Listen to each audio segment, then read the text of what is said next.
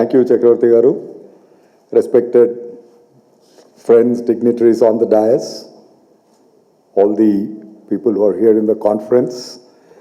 Firstly, I'd like to thank CII for giving me this opportunity to speak on this occasion. I'd like to bring the sustainability perspective of packaging that I think is more appropriate. The first question, what is sustainability, is always a little scattered definition.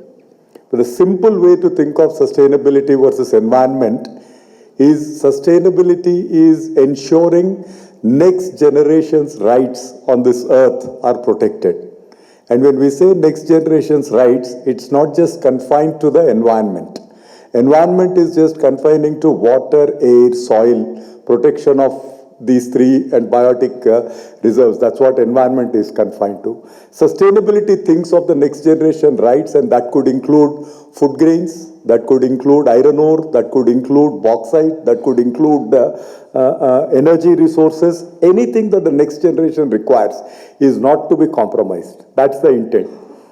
However, an extended definition of this is taking people to think that this generation has to compromise to ensure that the next generation's rights are protected, which is not correct. This generation has its right on earth, and this generation's rights also have to be protected while ensuring that the next generation's rights on the earth are not compromised. That's the intent of sustainability, and this sustainability is very important. And when we look at that, as a result of thinking that next generation's rights have to be protected, plastic has become world's enemy, which is not true. Plastic is a part of life, will be a part of life, has to be a part of life. It cannot be extinguished from our life.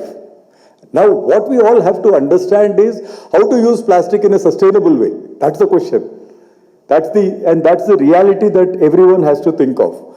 The first and foremost thing that we have to think of in looking at packaging, looking at sustainability and packaging together, the first important thing is it has to be functional, it has to be user-friendly, it has to be economical, it has to be available locally. That's the most important thing. Once you ensure that it is available and its functionality is determined, then you start looking at how can I make this sustainable. And what are the things that get into looking at how to make anything sustainable is basically look at what are the resources that are getting consumed. Can we change the resources that get into this product? What are the reusability of this product?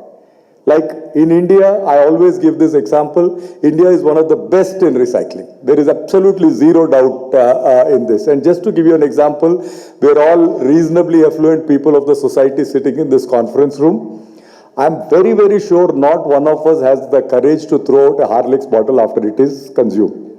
It will be converted into a bottle of peanuts, for sure, or a bottle of cashew nuts, bottle of almonds, or something like that. Similarly, if you look at a bucket or a mug that's used in the toilet, not one bucket or mug is actually thrown out until it has holes in it that water is wasted. To that level, we use it. Every single product that we use in India, we use it to the maximum possible. We reuse it as many times as possible and only dispose it when we actually find there's no value in it. And waste management, my friends, I'll tell you, is creating value from waste. And waste itself is a resource. And when it's a resource, it can't be called a waste anymore. So that in itself creates a circular loop. And that's why the circular economy comes into picture.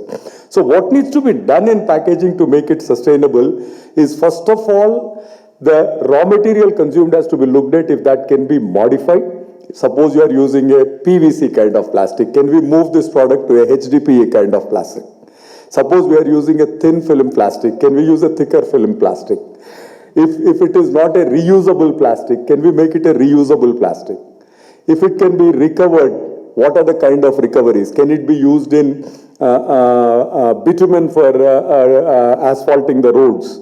Can it be used for converting it back to crude or back to oil? Can it be converted back to granules? And these are all the things that people have to think, look, implement at the design stage. Very little can be done post-design. A lot of things have to be done on a life cycle basis and at the design stage. Imagine, for example, if we are importing a plastic container all the way from Argentina to here. The kind of energy consumed in transporting that material from Argentina to Hyderabad is higher than the pollution caused by producing the plastic bottle here. Right? So we have to really think of it in a life cycle approach. Is it produced locally? How far is it produced? Where is the region of catchment for the production? So the energy consumed in production, energy wasted in transportation, the raw materials consumed, the reusability of the product, the functionality of the product, the final disposal methodology for this, all of these get into the sustainability focus of how a material should be looked at. And to encourage this, I will share the link with the team and it will be circulated. CII has published a very elaborate book on circular economy for 14 different materials. And this is going to be expanded to 30 materials, which includes plastic, which includes metal, which includes glass. All of these are included. And it's a very elaborate national book that has been published. We actively participated in preparing that circular economy framework for the country for each of these products. I'll encourage all of you to read this. But the most important thing is, let's not look at plastic as an enemy. Plastic is a good friend. But we need to use plastic in a friendly way. It has to be designed, produced locally and with minimal resources, reduced, reused, recycled as many times as possible, and then ensure that the world is sustainable. This is the simple message I wanted to give, and I want to thank my good friends for giving me this opportunity to be here.